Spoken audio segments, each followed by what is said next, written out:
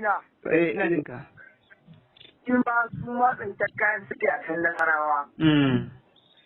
Suna zaune sun fita kiwo bayan gidan gonan wani tsohon minista da baran mako. Yawwa da damuna sanya suka kamutu suka kawo shi gida shi ne kwa suka haɗu wani sarkin bawan suka nuna ne ɗauri 10 ka gane?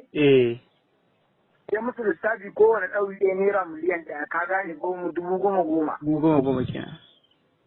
Kowane falle ɗaya naira 10,000 take. Ƙwarai da gaske.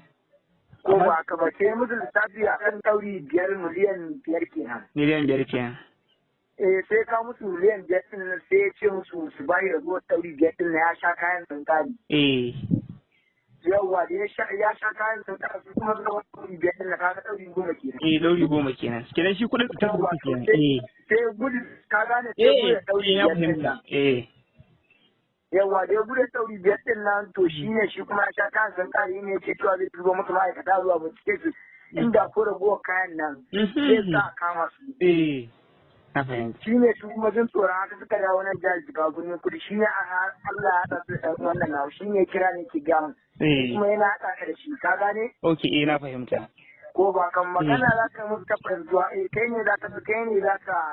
kai ne za ka sa a canzar da kayan nan kai ne mai canzarwa ba damuwa har karkace ka gane ko ba ka bari za ka zo ku ɗauki kayan nan gashi akan kaza da kaza. Mun ku ɗauka mun ma yi ma'auna mun ma ga yanda za mu samu riba karan komai da riba ke. Wannan gaskiya ne.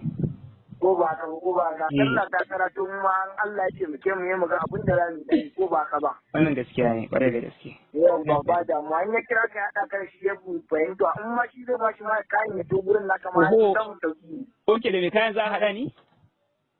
Da mai kayan za a haɗa ka shi da tijan ai shi ne fulatanin.